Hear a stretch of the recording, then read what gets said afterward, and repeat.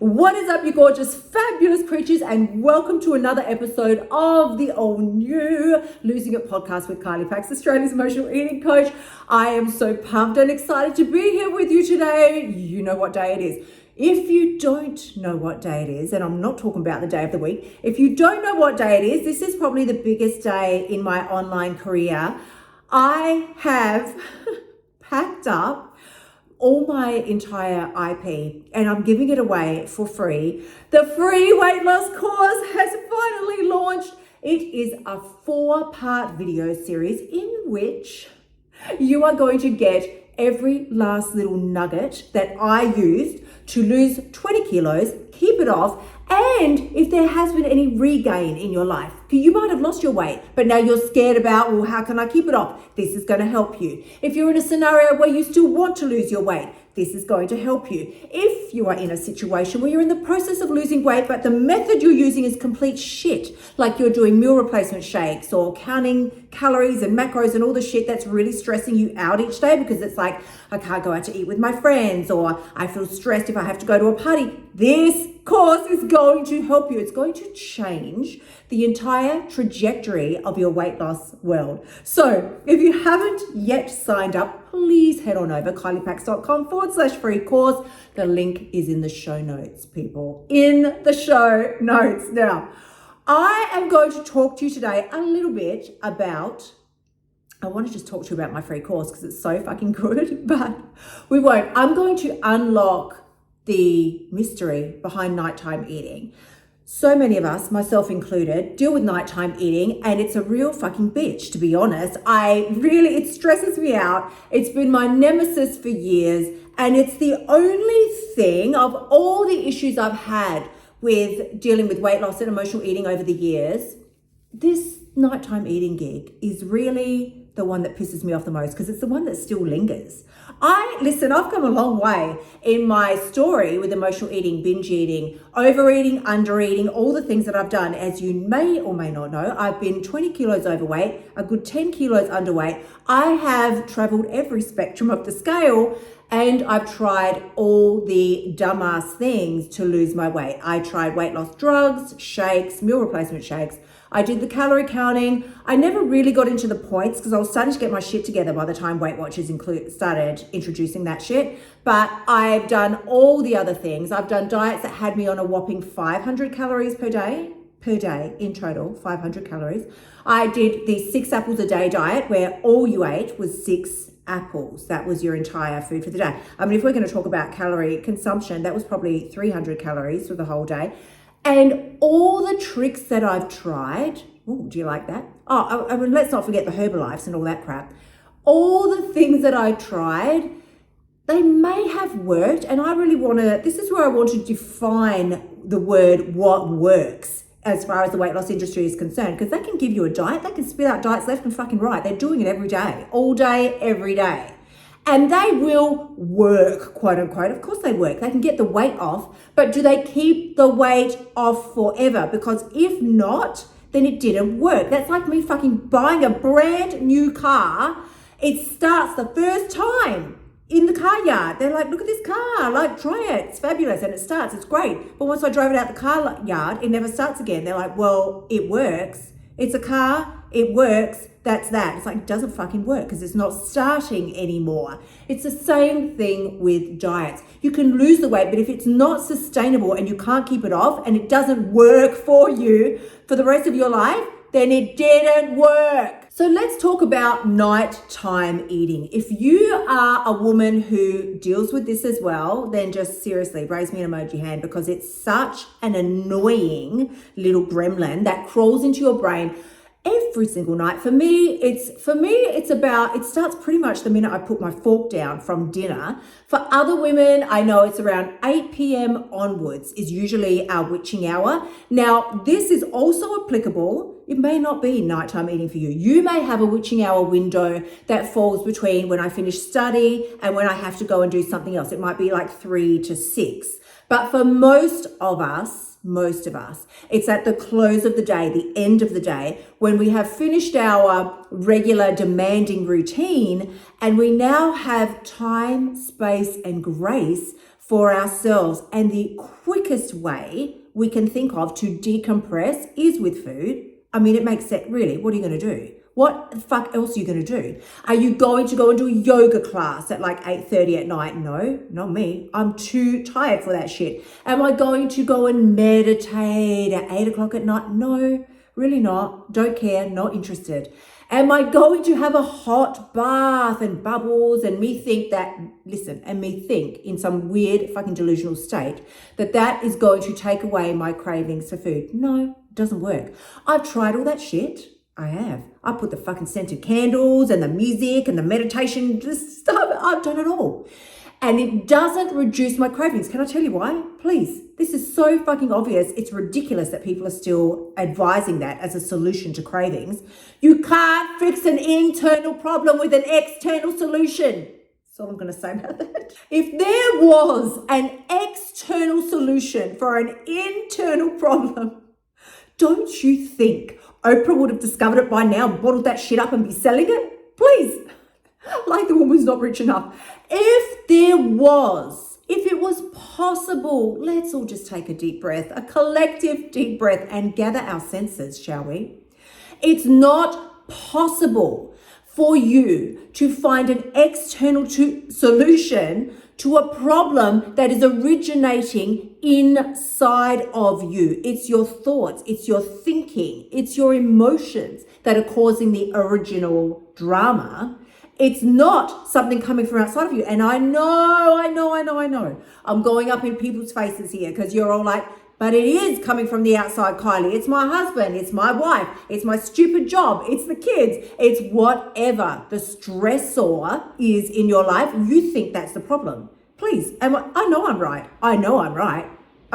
You can't argue with me because I know I'm right. You think that the problem is the external issue. And so if you can just solve that issue, then you won't eat at night. Let me give you an example. When my ex-husband and I separated 1,000 millennia ago, that was an unbelievably stressful situation. I mean, for any of my sisters that have been through this, sis, I hear you. I know you. I know what it's like. We've been there, and it's a nightmare. There is nothing about that that's pleasant. And what it did was it affected my eating in a very impactful way, shall we just say. What happened was, you may have heard me talk about this before, but we were together for 25 years, me and my ex-husband. I mean, and now, can I just say, I love him dearly. Some days I still miss him. Like, we love each other very much, but that road had reached an end and it was time for everybody to take their own detour. So he's moved on with his life and it's fabulous, and I've moved on with mine, and we remain great friends. We talk all the time because we have a fur baby and it's fabulous. You know Miss Molly, how much we love her. And also, when we separated, that was not a loving situation. We didn't give each other all smushy hugs all day long and go, don't worry, baby, we'll get through this. No, we did not. I think we probably just wanted each other to die. I thought that will solve my problems. Like, if he just toddled off the edge of the earth, everything would be great. But clearly that's not a thing. So I was stuck living in the house with that man for 18 months. 18 months while we could get the shit together to liquidate assets and sort it all out. Do you think for those 18 months it was bliss? That man was coming and going from the house as he pleased. The man that for 25 years would let me know what was going on. Hey, I'm just going to do this, I'm going to do that. No more. I would just hear doors slam. He would come and go at all times of the day and night. Let me just say no more about that. And I just have to interject here. It is pouring with rain. So if you can hear the rain through the mic, if you can hear that from the outside, that's what's going on. It sounds like the rain and thunder gods are having a hoedown up there. I'm not quite sure what's going on.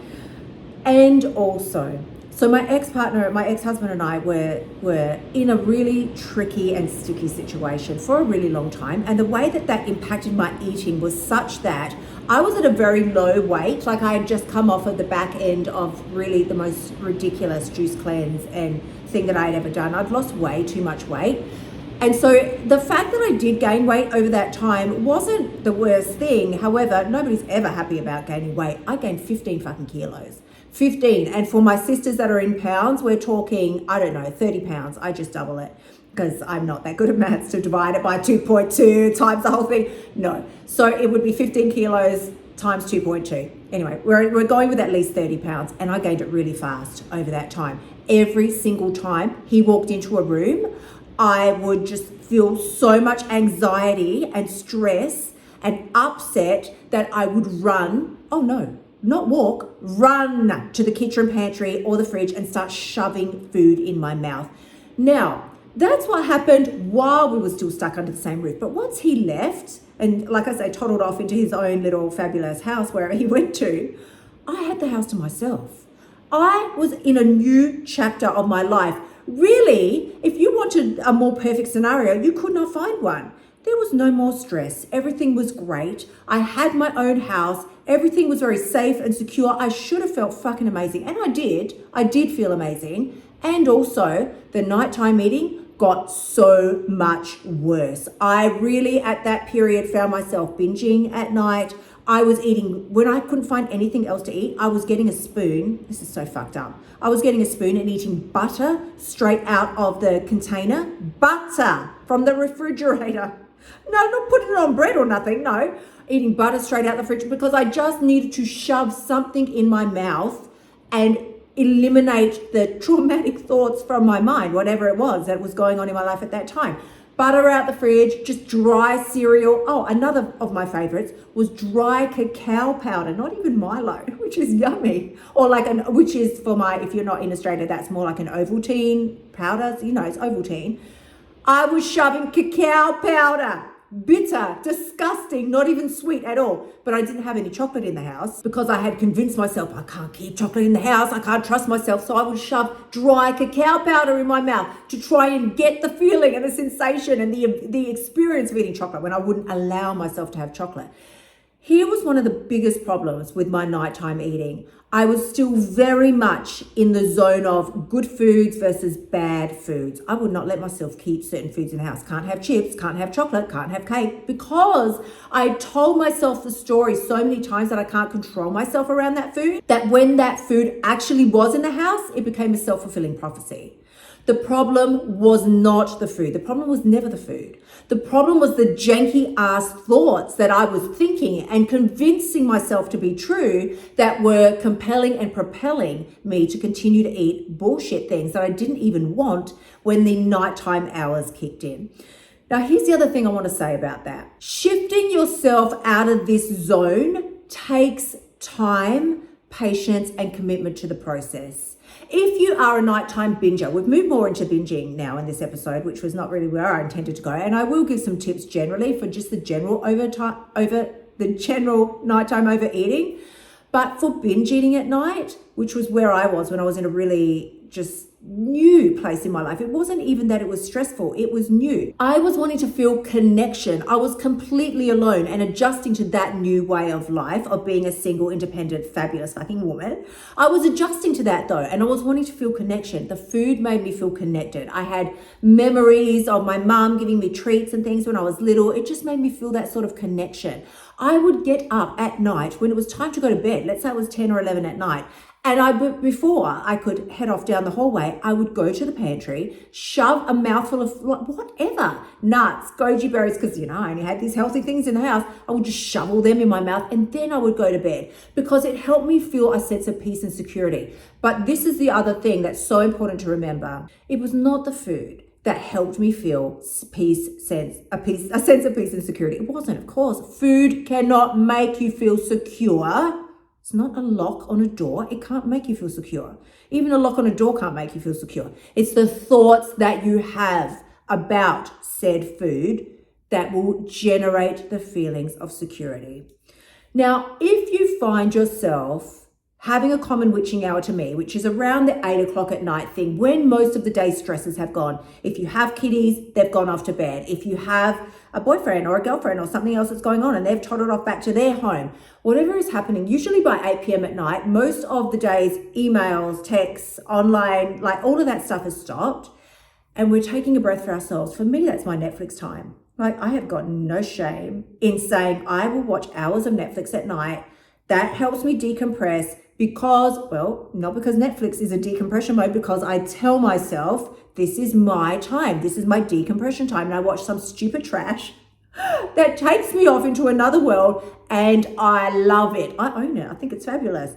And also, I have convinced myself that you can't just watch TV. Like, I need to eat right now as well. That will heighten the experience of enjoyment. Hear me when I say, I've told myself, well, I need to eat now because it's Netflix time. That will heighten the experience of enjoyment. This is one of my eating codes, and I just didn't intend to bring this in, but I will. The fourth eating code, because there's 5 that I teach in my free course, which you need to have in your back pocket, kyliepax.com/free course. It's live now. The fourth eating code is tune in and not tune out. And what I was doing when I was going through my breakup with my ex-husband is I was using food as a way to tune out of my life. So this code is twofold. You can, and many of us do, find ourselves in stressful situations and we use food as an escape. We use it as a way to tune out of the shitstorm that's going on in our life. But also, when there's no real drama going on in your life, sometimes I just am tuning out with the food. What I mean by that is I'm watching Netflix, I'm paying attention, probably scrolling the phone at the same time. I'm not tuning in to the sensation and the duration of the food in my mouth. I'm not tasting that shit at all. I am trying to watch something on Netflix while scrolling Instagram, answering messages. I've got my attention anywhere but on the Kit Kat that I'm eating, if you know me. If you know me, it's either dark chocolate Kit Kats, or right now I'm in the zone of white chocolate Kit Kats. I don't do milk chocolate Kit Kats anymore. I'm a bit over them, but I'm a dark chocolate or a white chocolate girl. And then I wonder why, when I've had a couple of rows, why I look up and think, that wasn't enough. My brain says, that wasn't enough. I need more. It's not that I need more. I don't need more. Listen, I can have more. I'm free to have all the more in the world, but I don't need it. What happened was I had this beautiful experience of having this chocolate Kit Kat in my mouth, but I wasn't paying any fucking attention. I was looking at something else. I was listening to something else, but what I wasn't doing was tasting, feeling, experiencing the Kit Kat. Now, I'm not saying you need to sit there like a Zen monk and eat your damn chocolate. It's not what I'm saying. But I am saying if you choose to, which I do, if I choose to sit there and watch TV and scroll on my phone, don't be fucking surprised if the voice in your head gets all up in your grill once the chocolate's gone and says, more please, more. So what do we do? Well, as I said, you are not expected to sit there like a Zen monk. That is ridiculous. But what I do is twofold. There are 2 ways that I use to tackle this, because emotions, feelings last in your body. They have a lifespan of 90 seconds. You may have heard me talk about this before. We think, but Kylie, my cravings, they go on all night. They don't fucking go on all night. They don't. What goes on all night is your thoughts about the food, said chocolate in this case, which generates further chemical release of adrenaline in search of that dopamine hit from the chocolate. Feelings only last 90 seconds in your bloodstream and then they dissipate. If I was lying to you, you would still be feeling the same excitement from your wedding day, or I would still be feeling the stress of the divorce if they lasted for, they don't. Nothing lasts forever. We know that. And feelings last 90 seconds in your bloodstream and then whoosh, they are gone off into the Netherlands. However, you've got to understand how they arrive there to start with, and it all starts with your thoughts. There's a cycle called the think, feel, act cycle. That is how every fucking thing in your life works. Everything is generated from a thought, which then blends into a feeling, and you then take an appropriate action based on what you're feeling, to either feel more of what it is that you're having or to get rid of that feeling if you don't like it. So this is the thing with the food. If I deny myself that chocolate and I say, no, that's it, I've had enough and I'm not going to have any more, I will immediately feel agitation, because my thoughts are, but I want more, more is better. Enough is never enough when it comes to chocolate, which will release another round of chemicals into my bloodstream. Agitation, frustration, annoyance, all of those feelings will start flowing through my body. And at that point, please understand, I'm just using chocolate as an example. For you, it could be anything: chips, cakes, pizza, ice cream, whatever. At that point, You are no longer even caring about the food. It's not about the food. The food could be gone from your house entirely. What you want at that point more than anything is to get rid of those feelings. You want to get rid of those feelings of annoyance, agitation, frustration. You want them gone. And the only way you can see how to do that would be to eat the chocolate. That's why you eat the fucking chocolate. You're not eating the chocolate because you want the chocolate anymore at that point. What you want is to get rid of the feelings of anxiety, frustration, annoyance. And you think the best way to do that is to go ahead and eat food. But it isn't. It isn't. The best way to do that is to change what you're thinking about the food, the stressful situation, whatever else is going on in your life. Please raise me an emoji hand. Leave me a comment below if this makes sense to you, because this is something that the diet world is not telling you. Oh, please, if they ever revealed this shit to you, they would be out of business. Do you think they're ever going to tell you this? Never. You could come back here 1,000 lifetimes over. You would never hear this coming from the diet industry, but I'm damn well going to tell you, because my mission, my goal is to send them out of business, quite frankly. And I've got no shame. I will shout it from the rooftops. Every secret that they keep from you, you can find it here. It's going to be coming out through this podcast, because I 100% am so passionate about women living a substandard, inferior life to what they could be living and achieving and experiencing, purely because they're listening to some corporate hamster wheel telling them, you can't have this, you're not good enough, it has to work this way, you need to do this, dance monkey dance. That's what they fucking tell us. And you know what's so heartbreaking to me? We do. They say jump, we say how high. They say I've got a solution, we start throwing fucking money at them. I'm done with it. I'm truly done. And I want you to feel the same way, which is why KyliePax.com/free course. It's live now. You can watch this four-part video series. You can be losing weight like within 24 hours. It can be happening that fast. And easily. I'm not going to say easy like you're never going to have any resistance to taking the action steps that I tell you. It's not about that. It's about you don't have to deprive, restrict, or do any damn thing that is upsetting or distressing to your body or your mind. With the steps I give you, you absolutely can eat your cake and lose weight too. So the biggest method that I use to round my thoughts up when I feel like they're going out of control at night is this. I use what I would just call the pain and pleasure principle. And I talk about this in my free course as well. I ask myself, what is going to be the pain that I will experience if I continue to eat this chocolate Kit Kat? What is the pain I'm going to experience? Because all your brain is focusing on is the pleasure. It's looking at the chocolate, it's thinking, ooh, that's going to be so good. You should eat that, get that in your mouth now. But my brain is completely shut down any thought about, hold on one fucking second. In 25 seconds, when I've finished eating the chocolate, how much pain am I going to be in? And I'm not talking about physical pain, I'm talking about mental and emotional. How much mental and emotional pain am I going to be in 30 seconds when I finish eating the chocolate? Do you know how much? So much that you'll go and get another block of chocolate to block out those feelings. That is how it works. You've got to use this pain and pleasure principle to pull your shit together.